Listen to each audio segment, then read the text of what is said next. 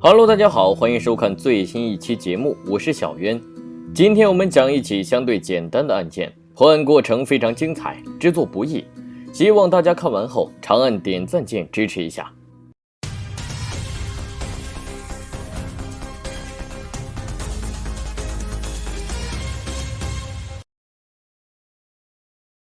故事发生在2002年的美国纽约吉尔福德镇。帕迪是一家医院的护士，丈夫彼得则是酒吧的老板。4月3日那天，丈夫开车将妻子和3个女儿送到保姆家后，便独自回到酒吧开始营业。妻子则借了保姆的车去医院上班。当晚，彼得早早就结束了营业，并回到家中。晚上11点40分，保姆致电彼得，询问是否知道帕迪在哪儿，因为他一直没来接孩子回家。彼得表示妻子是11点下班的，现在应该已经在路上了。挂断电话没多久后，妻子就回到家中，可出乎意料的是，妻子并没有去接孩子。两人因为应该是谁负责去接孩子的问题吵了几句，然后便一起开车前往保姆家。在路上，帕迪习惯性地点燃了一根香烟，然后便是一番吞云吐雾。看到妻子这副模样，丈夫彼得生气地说道：“你就不能不要在车上抽烟吗？”听到丈夫的牢骚，帕迪怼了一句，然后手指便轻轻一弹，可好巧不巧，烟头不但没弹出窗外，还撞到玻璃弹回到车上。就当两人的注意力都被烟头吸引时，车辆前方突然出现了一头野鹿。为了避免相撞，妻子猛打了一下方向盘，可由于行驶速度过快，车辆直接冲到旁边的湖里，然后便沉了进去。一番挣扎后，丈夫彼得浮出水面，并朝向岸边游去，向湖边附近的住户接电话报警。救援车来到现场后，把车辆和帕迪从水里捞了出来，并第一时间将其送到医院。负责抢救的医生怎么也想不到，以前经常站在手术台旁边的帕迪，这次却躺在了手术台上。更不幸的是，自从那一晚，帕迪便再也没办法给自己递刀了。听到医生的抱歉，丈夫彼得非常激动，他拉着医生不停地说道：“求求你救救我妻子，如果没有她，我真的不知道该怎么办。”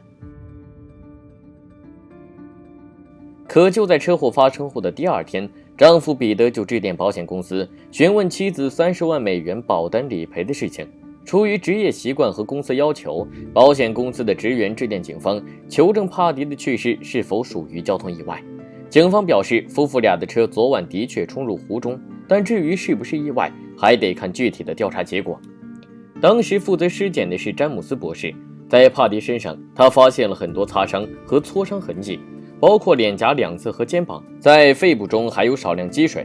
也许帕迪在入水之前就因为撞击失去了意识。法医还发现帕迪血液中有 0.055 gms 的酒精含量，按照美国交通法的标准，这不算是酒驾，他大概率是在开车前的2个多小时喝了一点啤酒或者含有酒精的饮料。在案发后的第二天，探员回到案发地重新勘查，为了避免发生交通事故，小镇在马路两侧加装了路障，除了一个入湖口，而当晚彼得夫妇俩的车就刚好冲到这个入湖口，然后沉到湖里。顺着皮卡车的轮胎痕迹和草地痕迹，探员绘制出了车辆行驶轨迹，然后带入圆周运动的公式一算，结果让人一脸懵逼。案发时夫妇俩皮卡车的速度只有50公里每小时，按照正常人的开车习惯，除非是上高速或者城市繁忙路段行驶，那一般的车速都会保持在70到80之间。就算案发时是半夜，但考虑到夫妇俩是要去接孩子回来睡觉，所以车速不应该会这么低。而且按照丈夫的描述，当时车速应该很快，不然不会直接冲到湖里。带着疑问，探员回到局里检查了夫妇俩的皮卡车，虽然没找到明显的撞击痕迹，但在车的后座，他们找到了帕迪的传呼机以及一缕头发。这2样东西出现在后座还可以被理解，有可能是打捞过程中造成的，但另外一处就有点奇怪了，车头的格栅居然没有任何破损，甚至找不出明显的撞击痕迹。难道说是因为车厢座位的浮力避免了车头和湖底的相碰吗？为了找出答案，小镇警局找来数辆不同型号的车辆，在案发地点沿着彼得夫妇车辆的痕迹，以50公里每小时的速度冲入湖泊。结果显示，无论座位的车窗有没有开，只要没加装防撞杆，那车头的格栅就会因撞击发生变形。同时探员还发现，货车或卡车大小的车辆冲入湖泊后不会马上下沉，而是要等大量的水漫进驾驶舱后才下沉，这个过程会花上1到4分钟的时间。根据丈夫彼得的说法，车辆落水后，他是从副驾驶的车门逃出来的。当时本想把妻子推向水面，奈何体力不够，妻子又沉了下去，自己回到岸边向邻居求助后，便有了后面的事情。话虽如此，可探员记得当时车辆捞出来后，右车门是被锁上的，但车窗是开到一半。难道说丈夫是从车窗上爬出来的吗？似乎有可能，但如果是这样，那彼得在水里的时间最少都是2-3分钟。可那个接电话给彼得的住户反映，他记得当时彼得并不是全身湿透，只是下半身在不停地滴水。调查到这里，警方发现丈夫彼得从头到尾充满了疑点，但为了坐实他的罪名，还需要更多证据。盘查夫妇俩的卧室时，探员发现帕迪的日记，上面的内容着实让警方意外。日记中帕迪记载着，由于自己在夫妻生活上无法满足丈夫，所以便邀请了自己的闺蜜，也就是孩子的保姆乔伊斯，进入卧室一起进行3人运动。起初看到这些内容，探员一直以为是彼得伪造了日记，但对比自己后发现这还真的是帕迪写的。那这个保姆乔伊斯在整个案子中扮演什么角色呢？难道说他也有参与彼得对妻子的谋杀吗？还是说整件事就是彼得一人做的？就当警方排查保姆的嫌疑时，鉴定科传来的新消息让案件有了新的进展。法医告诉探员，他在帕迪头发上发现了属于牛蒡的植物壳。这种植物壳很容易和毛茸茸的东西粘在一起，就有种像走乡村小路时遇到的那种植物，很难用手直接拍掉，需要用手一根一根把它们从衣服上拔下。植物壳不但出现在帕迪头发上，还出现在他的外套上。法医表示，自己第一次尸检时对他们并没太在意，认为这种植物壳就是很常见的植物。但后来一想，帕迪是坠落入5米多深的水中，按理说这么深的水底应该长不出这种植物。况且进入水后，由于帕迪的头发已经完全浸湿，与这种植物壳的粘性就更小了。那会不会是帕迪在被捞出水面时粘上的呢？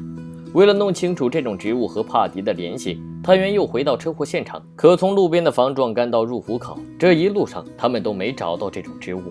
这个发现对于普通人来说其实是再正常不过的事情，但对于办案经验丰富的探员来说，那就完全不同了。因为有时候侦破案件的线索可能就是之前被忽略的细节。按照丈夫的说法，当天妻子从医院下班后就回到家里，两人吵了几句后就一起去保姆家接孩子，所以妻子怎么可能在去接孩子时头发上还有牛蒡壳？那这些牛蒡壳到底是怎么来的呢？植物学家告诉警方，牛蒡这种植物主要分布在被遗弃的地方，例如旧房子或者旧仓库周围等等，尤其是人们没有打理的草地上。在彼得夫妇后院的一处草地上，探员还真的发现了牛蒡这种植物，其中一棵的茎干已经被折断，上面还挂着一簇棕色的头发。DNA 检测证实，这个头发来源于妻子帕迪。更加巧的是，在丈夫彼得当晚穿的鞋子上，警方同样发现了牛蒡的植物壳。还好当晚探员来到现场后，让彼得把全身衣物脱下并送回警局保管。牛蒡这条线索搭配帕迪的嘴巴伤痕以及肺部淤血，法医修改了之前溺水存疑的判断。案发前，帕迪很可能与别人发生争执，然后因捂脸窒息死亡。所有疑点和证据都指向了枕边人彼得，他在前文中回忆的事情都是假的。很快，警方以2级谋杀罪起诉了彼得。法庭之上，彼得坚称自己没有杀害妻子，但3个小时后，陪审团还是认定他罪名成立。4年后的2006年，彼得提出上诉。由于第一次审判存在程序错误，所以2审时法庭宣布1审判决无效。为了让彼得死心塌地在监狱待上25年，在牛蒡植物壳和车辆损毁情况这些证据的基础上，警方还请来了几个证人。第一位证人表示，案发前1年，在彼得酒吧喝酒时，他无意中听到彼得吹嘘自己的杀人计划。我想把某人丢到吉尔福德湖，操作过程很简单，就是从湖里打上1桶水，然后把这人头按在桶里，最后将其丢到湖里。对于这样一份证词，彼得的辩护律师反驳道，你怎么确定我当事人口中的某人就是他妻子呢？你怎么确定我当事人不是在说气话呢？你为何在听彼得说出这些话后没有报警呢？接着检方又找来第二位证人，证人表示，在案发前一年的11月，自己在小镇打猎时听到彼得夫妇俩在吵架，当时彼得还殴打自己妻子。第三位证人则表示，当晚准备睡觉时并没有听到尖叫声或者急刹车的声音，只听到关车门的砰一声。而且彼得当时来自己家中求助时，他发现对方头发没湿。将所有证据和证词结合在一起后，检方还原了彼得的作案过程。案发当天早上，彼得将孩子送到保姆家，到了晚上便早早打烊回家。妻子回来后引诱他喝下几杯酒，然后在背后捂住妻子脸颊，让其窒息，妻子因此倒地挣扎。就是这个时候，后院牛蒡的植物壳粘到了妻子的头发和衣服上，以及丈夫彼得的鞋子上。确认妻子不会反抗后，彼得把尸体藏在皮卡车的工具箱里，并通过驾驶室的车窗把车辆从空档推到高速档，然后目送妻子沉入湖中。那天吉尔福德湖的水温只有40度，可比湖水更冷的是一个丈夫对妻子如此歹毒的犯罪。在数位证人的侧面证据以及夫妇俩身上的牛蒡植物壳的铁证面前，法庭再次宣判彼得2级谋杀罪名成立，他下半辈子的25年需要在监狱中度过。案发后，帕迪的孩子离开了小镇，只留下了日渐陈旧的房屋以及后院角落里的牛蒡。每当春风袭来，牛蒡便再次换上绿色的新装，以不灭的轮回抵抗着罪恶。我是小渊，我们下期再见。